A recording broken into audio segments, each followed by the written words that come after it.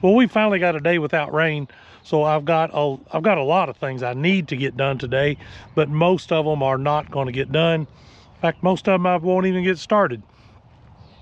But what I do want to get done today, if at all possible, get this patch here where I had the ryegrass. If you remember in past videos, I had some pearl millet on that last summer, and I'm going to do that again this summer. I'd like to get all that buttercup worked up and knock it back, get my ryegrass planted. I'm hoping the ground is not too wet. We've had so much rain. It didn't rain yesterday. It only rained a little bit the day before that. So hopefully this ground is not too muddy and I can get out there and work that up and finally get that ryegrass planted. But before I can even get started on that, I've got to get the sheep moved.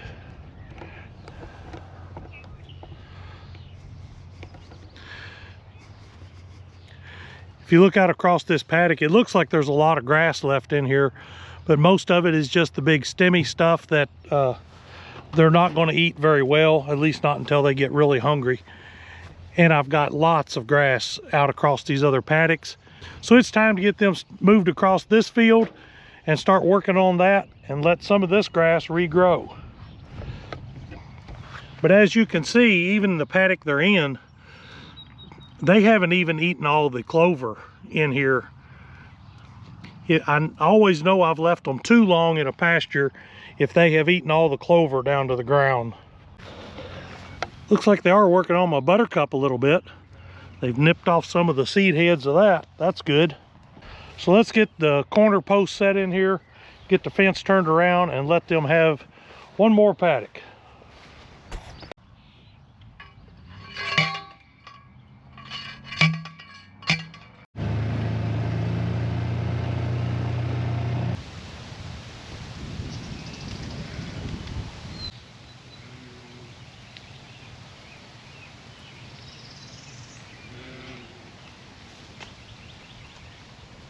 Well, I was hoping the girls wouldn't follow me down here. Looks like they are. Maybe I can hurry up and get this done before they get running through my fence.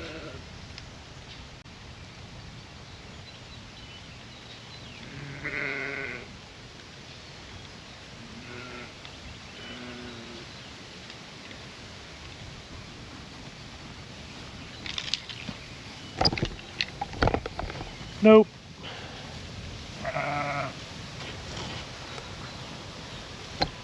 Try to leave my fence, girls. Try to leave my fence.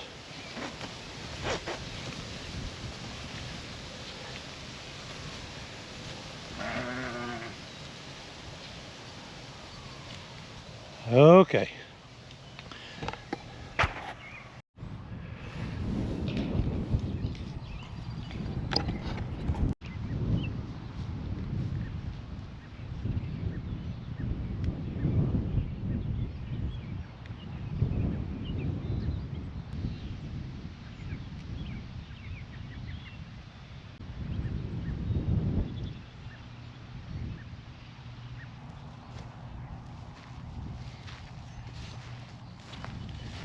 When I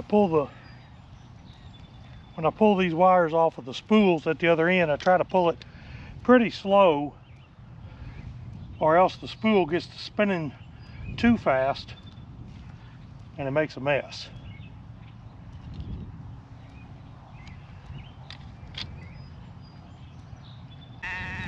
Now back to the other end, get it all tightened up.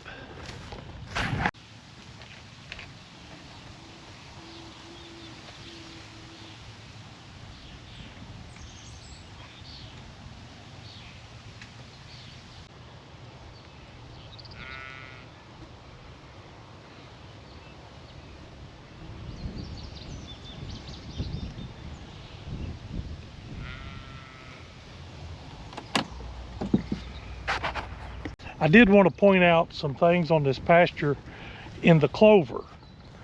There's not a lot of clover in this pasture. It's kind of spotty. Where there is some, there's quite a bit. The reason for that is I sowed some clover out here and it really took hold where the sheep had grazed it down really close where they had walked it in, places where a feeder was, and they really trampled the grass down good. The clover really took hold good. But what I want to show you, if I can find it, there's two types of clover out here. They're both a white clover.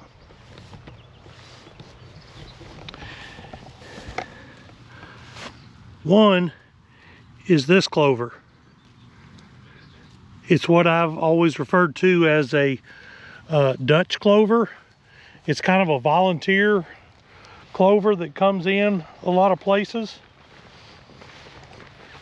But what I planted, let's get up here. What I planted is this clover. I don't know if you can tell the difference. It's a little taller clover. It's a much bigger leaf clover. The bloom heads on it are a little bigger. This is actually the Dutch clover coming up in that.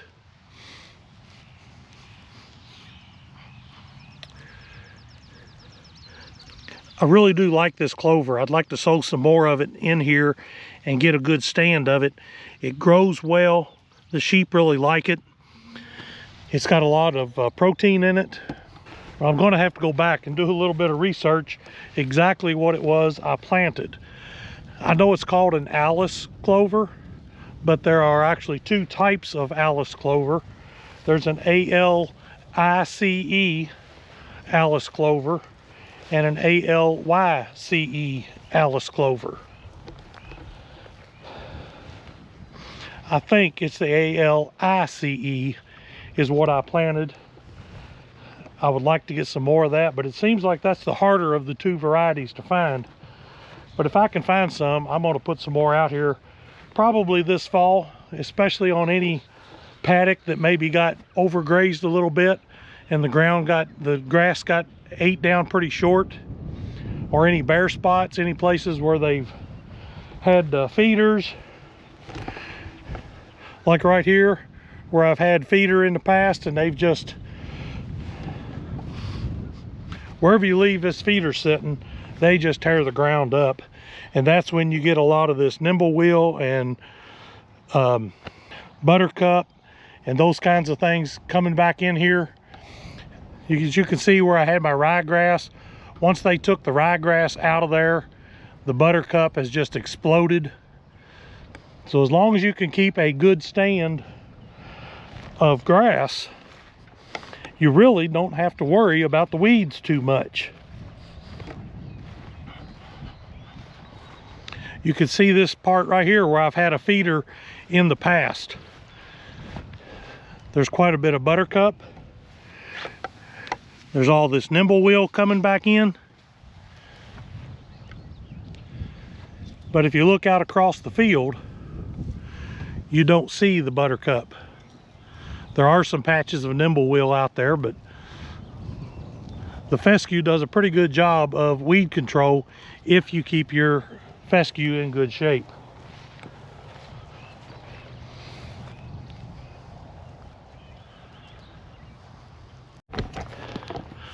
Well, the ground is a little wetter than I would like it to be, particularly in the low spots. But I think I'm going to go ahead and try it and see how it works up. If nothing else, I'll kind of chop up that buttercup. But before I do that, I've got one more bag of nitrogen, and I've still got the spreader on the tractor, so I'm going to go ahead and spread that. Then I'll work it into the ground with the tiller.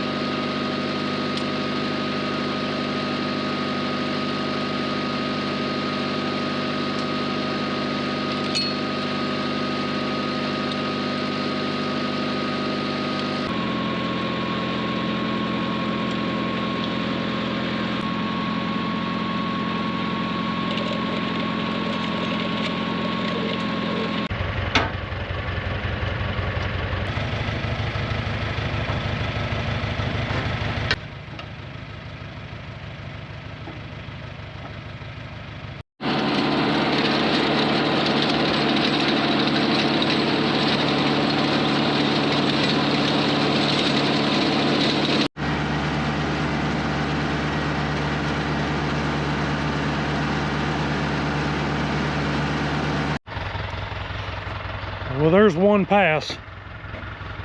It's actually working the ground up pretty good. I wish it was a little drier, but it's not bad. The fact that this was worked up last year makes a big difference. Seems to be a lot easier to do this year than it was last year.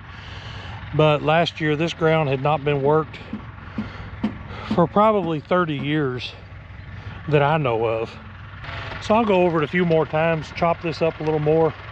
Each time I go over it with the tiller, I'm only getting probably, I don't know, 1.5 inches deep, maybe, something like that. That's about as deep as you can get with this tiller. But each pass, you go a little bit deeper and chop this grass and everything up a little more. Get it worked down a little deeper in the soil. I have noticed the places that are more buttercup and weeds, things like that, is actually working up cleaner than where some of this annual ryegrass has still got a decent stand. That stuff's pretty thick, a little harder to cut out of there.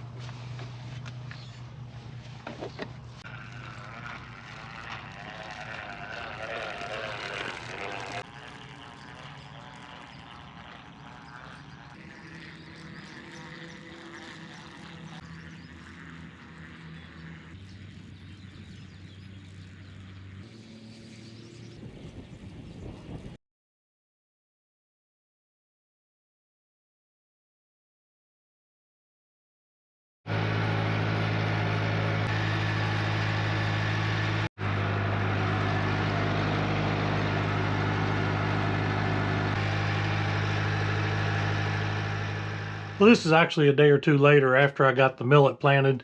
I did get everything worked up, broadcast, got it packed into the ground. I hope I got it deep enough. I didn't till it into the ground at all. I just broadcast it on top and then packed it in. And then we did get a rain on it. I don't know how much video I actually got of all of that because of the rain that was coming, and I was trying to hurry up and get done. That may not make for a very good video, but hopefully with the rain coming, it does make for a good stand of millet, which is what I primarily need more than I need a video. And with that being said, I would like to thank you for watching. I hope you hit the subscribe button, the like, the notification bell, share it with people or whatever, you know, all that good stuff.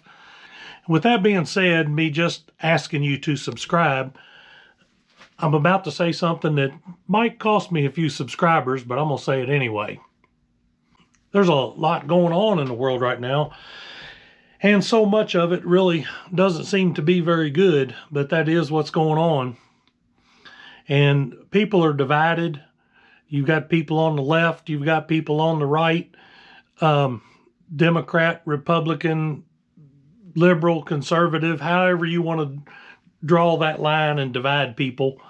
Hopefully you don't want to draw a line, but it seems to be there regardless. I think it's time people start thinking about some of that stuff and realizing that all this stuff that's going on, although it may seem like it, it's not political. This stuff is spiritual. And I think when people start realizing that, they will start having a little different outlook on how things are going. I do just want to say that, you know, there really is a hell, and there really is a heaven. The good Lord has provided us a way to heaven through him. You can read John 14, verse 6, which I'll probably put at the end of this video. And he tells you how to get to heaven. But we're getting down to the nitty gritty here. Things are getting, some things are getting pretty strange.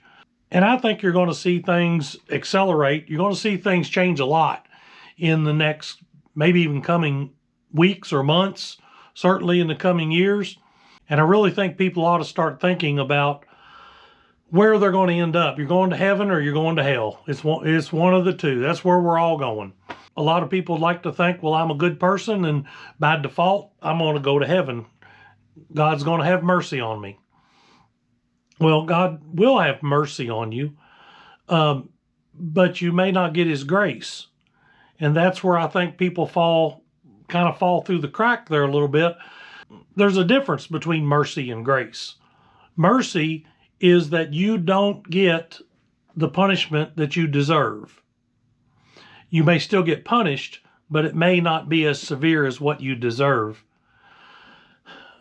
Grace, on the other hand, is you get something good that you don't deserve. All of us deserve to go to hell. But through the mercy and grace of God, if you do accept Jesus into your life, you can get that grace and get that admission into heaven that none of us deserve. I certainly don't want to see anybody end up not making it to heaven. And saying this kind of stuff might cost me some subscribers, but, well, I just think it needs to be said. So I've kind of rambled on here a little bit, and I don't know how I'm going to edit and piece this together so maybe it makes a little more sense and it's not too drawn out. But I do implore you to give some thought to where this is going and where we're going, where you're going as an individual. So I pray for everybody, and you all have a good day.